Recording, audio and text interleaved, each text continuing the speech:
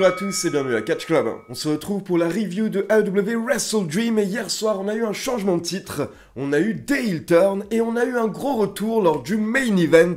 C'était bien entendu la guerre entre Jon Moxley et Darby Allin. Donc c'est parti, on démarre avec les résultats rapides du kick-off. On avait 4 matchs qui étaient annoncés lors du pré-show et d'abord on a les Dev Riders, donc Claudio Castagnoli, Daniel Garcia, Pac et Wheeler Yuta qui ont battu Roderick Strong, Kyle O'Reilly, Orange Cassidy et Ishii. Ensuite, nous avons Eddie Kingston et Hook qui ont battu Cole Carter et Griff Garrison. Et je suis un petit peu étonné que Eddie Kingston et Hook soient dans le kick-off, sachant que les deux viennent juste de revenir et que c'est tout de même deux beaux noms de la AEW, notamment Eddie Kingston qui est adoré par la foule. Donc bon, j'imagine qu'ils auront de plus gros plans lors des prochains mois. Puis nous avons Harley Cameron et Willow Nightingale qui ont battu Megan Bayne et Penelope Ford, donc les Top Gods. Et pour finir, nous avons les FTR, Cash Wheeler et Dax Harwood qui ont battu Speedball, Mike Bailey et Kevin Knight. Et ce qui était stylé en fait, c'est que le pay-per-view a démarré alors que le dernier match du kick-off ne s'était pas encore terminé. Donc quand la carte principale a démarré, vous avez eu les feux d'artifice, la pyro, et vous aviez toujours le match FTR contre Jet Speed dans le ring. Puis donc on enchaîne avec le vrai premier match de la carte principale, Jamie Hayter contre Tekla. Je vous avais expliqué dans ma vidéo pronostic que j'étais pour une victoire de Tekla, mais j'imaginais que la AEW allait faire gagner Jamie Hayter à cause de son expérience et son ancienneté, on va dire, avec la fédération, et c'est ce qui s'est passé lors du show. Et honnêtement, je suis un petit peu déçu car pour moi, il y a un plus gros potentiel avec Tekla. Elle vient juste en plus d'arriver à la AEW et je pense que la victoire lui aurait fait beaucoup de bien, sachant qu'à côté de ça, comme je l'ai dit, perso, je n'accroche pas avec Jamie Hayter et j'ai l'impression que la foule la suit de moins en moins. Par exemple, pour info, hier soir, j'étais donc à un show de la UFW en Alsace et j'ai parlé avec d'autres fans de catch, notamment certaines personnes que je connais qui sont des grands fans de Jamie Hayter, et ils m'ont dit que même eux, depuis le dernier retour de Jamie Hayter, eh bien, ils la kiffent un petit peu moins, c'est moins pareil, il n'y a plus la même connexion. Donc honnêtement, perso, j'aurais misé sur Tekla hier soir, mais bon, Jamie Hayter est quand même un gros nom de la AEW, on va dire, je comprends le choix de Tony Khan, mais perso, pour moi, ça ne fonctionne pas. Ensuite, on enchaîne avec un match pour remporter 500 000 $, et donc on avait Jurassic Express, c'est-à-dire Jack Perry et Luchasaurus contre les Young Bucks. Et j'ai beaucoup aimé la présentation des Young Bucks, car pour rappel, depuis qu'ils ne sont plus EVP, quasiment chaque semaine, ils ont une intro de merde, ils n'ont pas leur thème, ils n'ont pas leur graphique, etc. Et là, ils avaient remporté 500 000 $ récemment, du coup ça allait un petit peu mieux, mais ils ont tout dépensé en 2 semaines à peu près, ils ont perdu une grande partie lors du casino. Donc justement, là, lors de leur présentation sur l'écran géant, il y avait la liste de toutes les dépenses qu'ils ont effectuées avec les 500 000 $, notamment des dizaines de milliers de dollars qu'ils ont dépensés au casino. Et donc derrière, ça marquait bug, il n'y a plus d'argent, il n'y a plus de fonds disponibles pour votre entrée. Et donc encore une fois, les Young Bucks ont fait une entrée toute pourrie. Vous aviez des fans au premier rang qui donnaient de l'argent, qui proposaient de l'argent aux Young Bucks.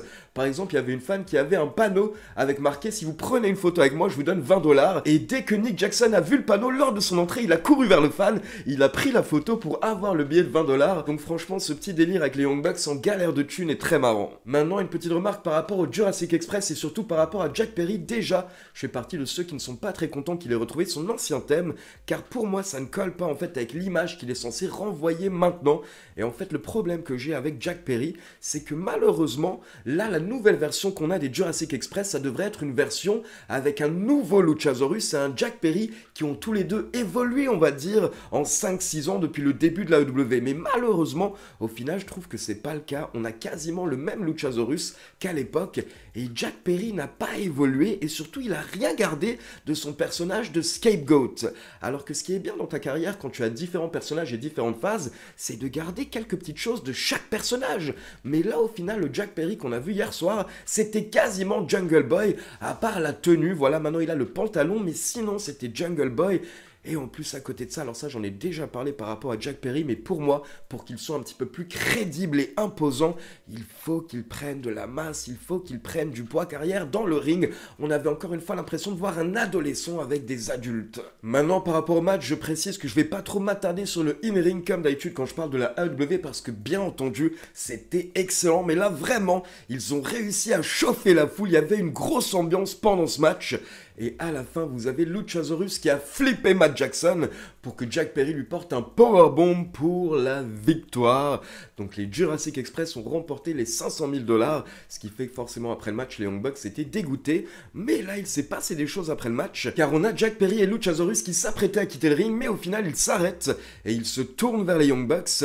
Et on a Jack Perry qui semble vouloir faire la paix. Il tend sa main, sauf que les Young Bucks ne savent pas vraiment quoi faire. Du coup, Jack Perry sort un petit peu d'argent, il leur propose de l'argent de leur sac. Apparemment, il est prêt à partager avec les Young Bucks. Je rappelle que lors de la construction de cette feud, Jack Perry avait précisé qu'il ne déteste pas les Young Bucks.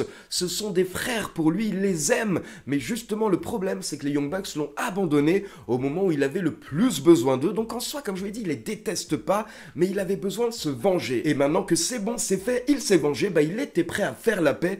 Sauf qu'au final, on n'a pas vraiment eu la fin du segment parce que Jack Perry et Luchasaurus ont été attaqués par une partie de la Don Callis Family, 3 membres de la Don Callis Family. Et là, on attendait la réaction des Young Bucks. Est-ce que les Young Bucks allaient sauver leur petit frère? Est-ce qu'ils allaient intervenir? Mais au final, pas du tout. Les Young Bucks ont quitté le ring. Ils ont commencé à remonter la rampe. Sauf que là, vous avez le thème de Kenny Omega qui a retenti. Grosse pop de la foule. Et donc, Kenny fait son entrée alors que Jungle Boy et Luchasaurus sont en train de se faire exploser dans le ring. Mais là, il prend son temps car d'abord, il partage une interaction avec les Young Bucks. Il croise les Young Bucks et il leur dit « Mais allez-y, aidez Jack Perry !» Sauf que les Young Bucks disent non. Ils refusent pour le moment, ils restent heel. Et donc au final, là, c'était un petit peu un teasing, on va dire, d'une future réunion. Vous savez que j'attends tellement ça, cette future réunion avec les Young Bucks et Kenny Omega, mais c'était pas pour hier soir, car comme je vous l'ai dit, les Young Bucks refusent d'aider. Donc au final, c'est Kenny Omega qui va se débarrasser de Josh Alexander, Lance Archer et Mark Davis pour sauver les Jurassic Express. On enchaîne avec le Hurt Syndicate, donc Bobby Lashley, Shelton Benjamin et MVP contre la demande, Ricochet et les Gates of Agony. Et c'était un Tornado Trios match, donc en gros, les 6 catcheurs pouvaient se battre en même temps. Pas besoin de faire de relais ou quoi que ce soit, c'était le bordel pendant une quinzaine de minutes. Et à la fin, vous avez Ricochet qui s'est retrouvé entouré par les 3 membres du Hurt Syndicate dans le ring. Donc il était dans la merde, mais là vous avez Bishop Khan qui s'est sacrifié. Il a tiré son leader à l'extérieur du ring et il a pris sa place. Et du coup là il s'est pris un kick de MVP, puis un coup de genou de Shelton Benjamin, puis le spear de Bobby Lashley pour la victoire. Donc belle victoire du Hurt Syndicate hier soir et j'imagine que c'est la fin de la rivalité entre les deux équipes. Et surtout du coup maintenant le Hurt Syndicate va avoir une opportunité au titre Trios. Et ça va être très intéressant. Match à suivre mercredi lors de Dynamite. À côté de ça je pense vraiment que cette rivalité, malgré la défaite de la demande, cette rivalité leur a fait beaucoup de bien.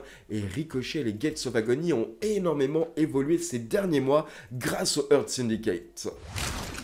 Ensuite, on enchaîne avec Ken Fletcher qui défendait le titre TNT face à Mark Briscoe. On a eu un match de 24 minutes, ce qui peut paraître un petit peu long pour un match de mid-card, on va dire, mais honnêtement, j'ai adoré le match, encore une fois, à cause de cette envie, de cette rage de Mark Briscoe. Et pendant le match, à un moment, je me suis fait une remarque et je me suis demandé si Mark Briscoe, c'était pas potentiellement le meilleur mid-carder de la planète à l'heure actuelle. C'est clairement pas le plus gros nom de la fédération, c'est clairement pas un main eventer, un ancien champion du monde ou quoi que ce soit, mais à chaque fois que tu lui donnes un match contre un gros nom, le mec donne tout. Ce qui fait que forcément, au bout d'un moment, la foule se retrouve derrière lui pendant le match parce que tu vois que le mec a tellement envie et tu vois que le mec est à 200% dans le ring. Donc vraiment, j'adore cette rage, cette envie de se battre de Mark Briscoe qui, comme je vous l'ai dit, a tout donné hier soir. Donc à la fin, Ken Fletcher a dû sortir quelque chose de son sac et là, il nous a fait une El Generico. Il a porté un Brainbuster à Mark Briscoe sur le turnbuckle de la 3e corde. C'était magnifique. J'adore cette prise. Et donc derrière, il n'avait plus qu'à effectuer le tombé pour la victoire. Et bien entendu, c'est le résultat logique car j'arrête pas de vous le répéter, mais Ken Fletcher est une future méga star, un futur champion du monde de la AEW s'il continue comme ça. Mais encore une fois, mention spéciale pour le Fighting Spirit de Mark Briscoe hier soir. Ensuite, on enchaîne avec Chris Statlander qui défendait le titre AEW face à Tony Storm. C'était un énorme test pour Chris Statlander hier soir et au final, au bout d'environ 15-16 minutes, elle a porté son Saturday Night Fever à Tony Storm pour la victoire. Donc énorme victoire, sûrement l'une des plus grosses de sa carrière pour Chris Statlander qui est justement en train de builder, on va dire, sa crédibilité en tant que championne. Et en plus, après le match, vous avez Tony Storm qui s'est relevé et qui a pris Chris Statlander dans ses bras. Donc gros moment de respect, on va dire, entre la championne actuelle et l'ancienne championne. Maintenant, comme je vous l'ai dit, moi personnellement, je suis pas fan de Chris Statlander. Malheureusement, je n'ai jamais accroché avec elle depuis ses débuts à l'AEW, mais je demande à voir ce qu'elle va nous proposer lors des prochains mois et peut-être qu'au bout d'un moment, je vais commencer à la kiffer. Et par rapport à Tony Storm, on reparlera d'elle dans un instant. Et alors que Chris Statlander est encore dans le ring en train de célébrer, on a Mercedes Moné qui fait son entrée avec ses 10 titres. Elle a 10 titres à l'heure actuelle, pour rappel, tout comme Ultimo Dragon. À l'époque, elle a égalé son record. Et justement, hier soir, Mercedes Moné avait un match. Elle avait lancé un Open Challenge contre n'importe quelle catcheuse qui a également un titre et qui mettrait son titre en jeu. Donc Mercedes Moné monte sur le ring, mais là d'abord on a une petite confrontation avec Chris Statlander et elle demande à Chris Statlander de dégager de son ring. Donc clairement là c'est un petit peu chauffé, ça nous teasait quelque chose pour le futur entre Mercedes Moné et Chris Statlander, mais là Chris n'a plus envie de se battre, donc elle sort du ring, elle laisse Mercedes Moné tranquille.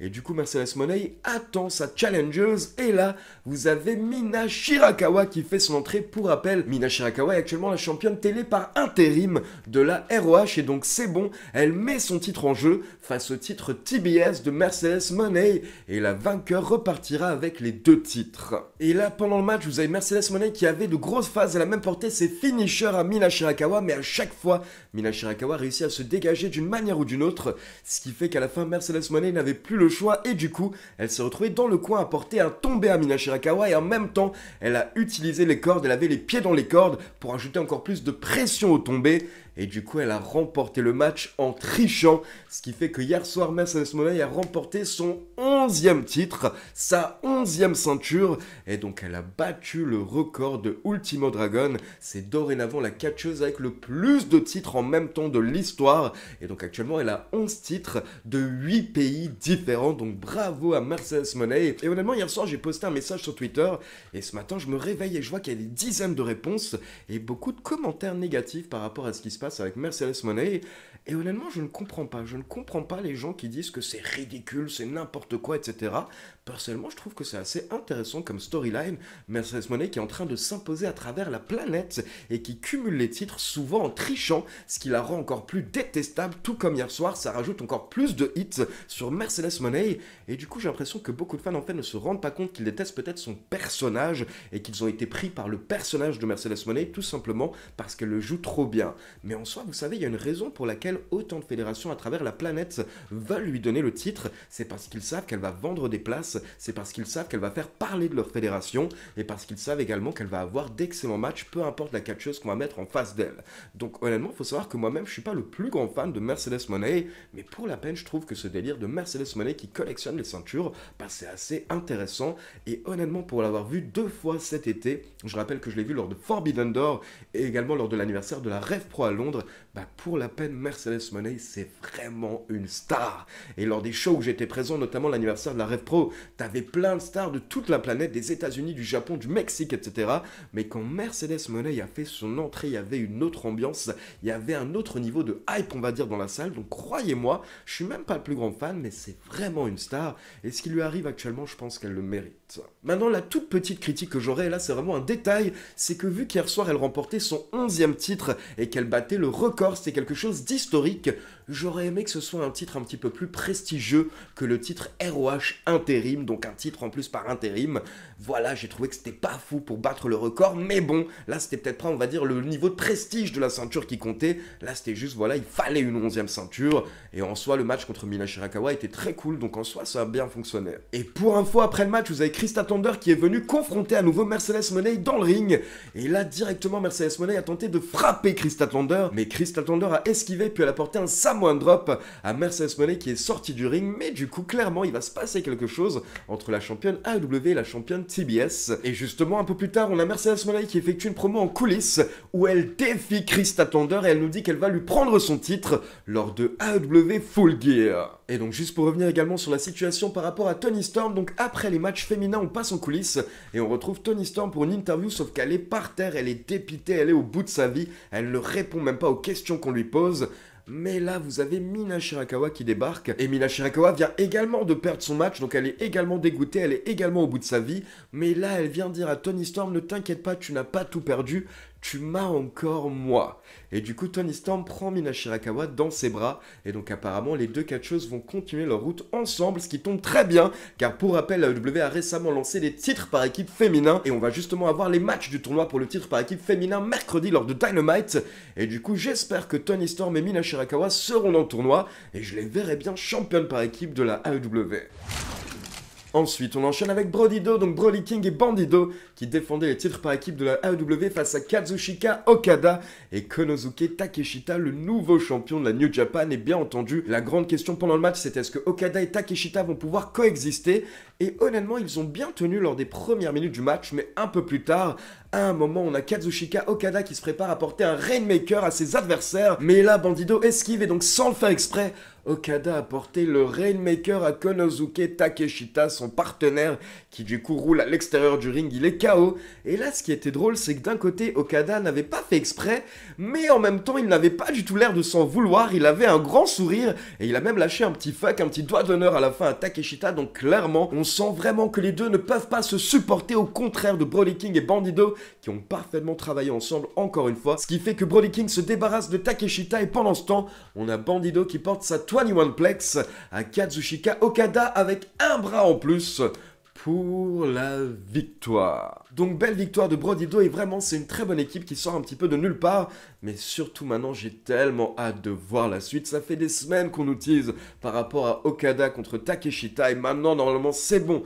J'imagine qu'après ce match c'est lancé, il y en a un des deux qui va péter un câble et j'ai tellement hâte de voir cette rivalité. Puis on enchaîne avec Hangman Page qui défendait le titre AEW face à Samoa Joe, l'un des monstres de la AEW. Et Samoa Joe avait répété à Hangman Page ces dernières semaines, tu as peut-être battu plein de catcheurs au sein de la fédération, mais tu ne m'as jamais battu moi. Donc c'était un vrai test pour Hangman Page hier soir. Et le problème, c'est que Joe est tellement monstrueux que les prises de base, ça ne suffit pas, on va dire, sur Samoa Joe. Ce qui fait qu'au bout d'une vingtaine de minutes, Hangman Page nous a un petit peu fait une Cody Rhodes, car il a porté non pas un, mais 3 Buckshot Lariat à Samoa Joe pour la victoire. Mais donc le plus intéressant, c'est ce qui s'est passé après le match, car là vous avez Shibata et Powerhouse Hobbs qui viennent voir leur coéquipier Samoa Joe. Ils tentent un petit peu de lui remonter le moral, et derrière vous avez Hangman Page qui se relève, et là Samoa Joe va lui serrer la main, il le prend dans ses bras. Et donc clairement Samoa Joe fait preuve de respect en mode c'est bon, maintenant tu m'as battu, tu es clairement meilleur que moi, tu mérites d'être le champion. Sauf que d'un coup, alors qu'ils sont en train de célébrer, Samoa Joe porte une clothesline à Hangman Page et directement vous avez Powerhouse Hobbs et Shibata qui s'acharnent sur le champion. Donc gros heel turn de The Hobbs hier soir juste après le match. Et honnêtement c'était méga stylé, ça faisait longtemps qu'on n'avait pas vu Samoa Joe en tant que heel. Et directement on retrouve quelque chose dans ses yeux, directement on retrouve un type qui est capable de tout. Et donc là il prend Hangman Page et il lui dit qu'il ne mérite pas d'être le champion AEW, il n'a pas ce qu'il faut pour représenter la fédération. Et donc encore une fois The Hobbs s'acharne sur le champion et ça se termine avec un muscle buster de Samoa Joe sur Page. Et honnêtement, je suis méga épais par ce heel turn, car à la base, je pensais que Hangman Page allait battre Samoa Joe hier soir et c'est bon, on passe à autre chose. Mais au final, avec ce heel turn, on a de quoi raconter encore quelque chose pendant plusieurs semaines, voire plusieurs mois.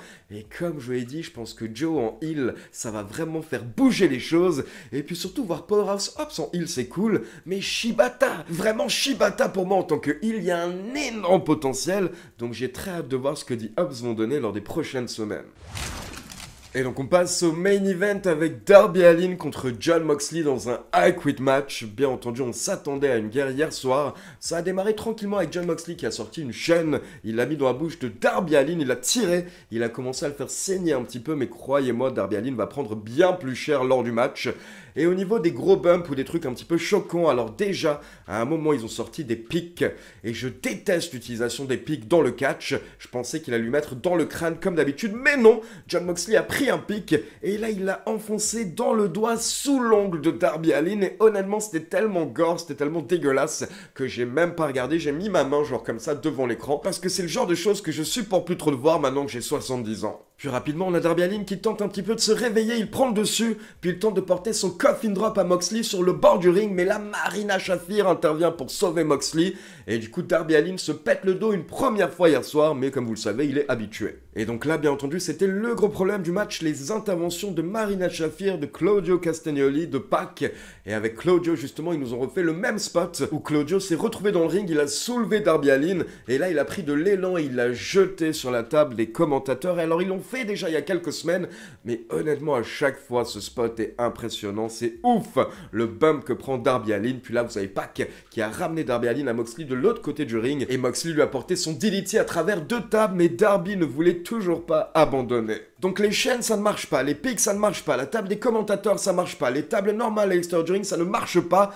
donc il faut aller encore plus loin et c'est là qu'ils ont cherché à nous surprendre hier soir, car d'un coup on a Marina Shafir qui va chercher un aquarium, elle le pose dans le ring, elle commence à le remplir et du coup Moxley chope Darby et là Moxley a commencé à noyer Darby, à l'étouffer, il allait potentiellement le tuer jusqu'à ce que Darby abandonne, mais encore une fois Darby refuse toujours d'abandonner. Et du coup Jon Moxley continue de foutre la tête de Darby dans l'aquarium, mais là d'un coup les lumières s'éteignent et quand elles se rallument on a Sting qui est dans le ring, Sting le mentor de Darby Allin, Sting qui était hier soir en mode Old Man Sting avec la barbe etc, les cheveux en blanc, mais c'était méga stylé, j'adore cette version de Sting.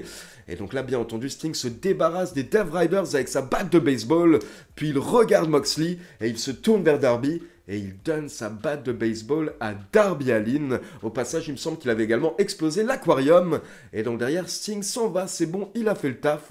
Et là, vous avez Marina Shafir qui tente d'attaquer Sting, mais Sting esquive, il prend Marina sur son épaule et il la ramène en coulisses, comme ça, elle non plus, elle ne peut plus intervenir. Et donc la petite correction, c'est Darby Allin qui me semble qui a pété l'aquarium, puis derrière, il a pété Jon Moxley avec des coups de baseball au niveau des bras, au niveau des jambes, etc., partout sur le corps. Puis il a sorti le drapeau qu'il avait utilisé plusieurs fois pendant le match. Et donc pour rappel, c'est le drapeau de la AEW que Darby Allin avait planté en haut de l'Everest. Drapeau qui avait été piétiné au début du match par Moxley. Et bien là justement, Darby Allin l'utilise une nouvelle fois pour étrangler Moxley. Et ensuite, il lui porte le Scorpion Deathlock, donc la prise de finition de Sting. Et là, Jon Moxley n'en peut plus, il vient de se faire démolir et il n'a plus d'aide. Les Death Riders ne peuvent plus intervenir, ils sont KO. Et du coup, Moxley n'a pas le choix, il prononce les mots « I quit ». Il abandonne, donc victoire de Darby Allin hier soir, qui a sauvé, on peut le dire, la AEW, tout comme l'a fait Hangman Page il y a quelques mois en prenant le titre à Moxley. Depuis, Moxley avait continué sa mission, il voulait changer la AEW afin d'essayer de mettre en place, on va dire, sa propre vision de ce que devrait être la fédération, car selon lui, la fédération avait changé ces dernières années, donc il voulait remettre de l'ordre, on va dire. Mais Darby Allin n'a pas laissé Jon Moxley faire, et donc Darby Allin hier soir ne s'est pas laissé tuer, peu importe ce qu'ils ont tenté sur lui, il ne s'est jamais laissé battre, il a tenu le coup jusqu'à la fin, et jusqu'à ce que son mentor, qui est l'un des piliers de la AEW, vienne l'aider lors du main event. Donc vraiment c'était bien joué, c'était bien raconté, je n'ai pas vraiment de critique par rapport au match. Après j'ai vu pas mal de personnes qui s'attendaient à quelque chose d'encore plus hardcore, et c'est vrai que potentiellement on aurait pu aller plus loin avec des flammes, des barbelés ou je ne sais quoi, mais honnêtement l'histoire qu'ils nous ont racontée hier soir personnellement m'a diverti, donc pour moi au final c'était le niveau de violence on va dire suffisant. Et donc deux choses par rapport au résultat, donc déjà bien entendu je pense que cette victoire va propulser Darby Allin encore plus haut au niveau de la carte. Darby Allin qui est vraiment l'une des top stars de la AEW, mais à côté de ça surtout, pour rappel, lors de la construction de cette rivalité, Darby Allin avait dit à Moxley que quand tu vas perdre et que tu vas abandonner lors de Wrestle Dream, les Death Riders vont se rendre compte que ta parole ne vaut rien. Donc maintenant, la grande question, c'est est-ce que lors des prochaines semaines, Jon Moxley va perdre potentiellement la loyauté des Death Riders et est-ce que le clan va potentiellement disparaître bientôt? Donc voilà, c'est tout pour la review de AEW Wrestle Dream. Maintenant, comme d'habitude, c'est à vous. N'hésitez pas à me laisser vos avis dans les commentaires. Et comme d'habitude, n'oubliez pas de liker la vidéo, de vous abonner à la chaîne et de cliquer sur la petite cloche pour être informé de la sortie des prochaines vidéos. Ciao tout le monde!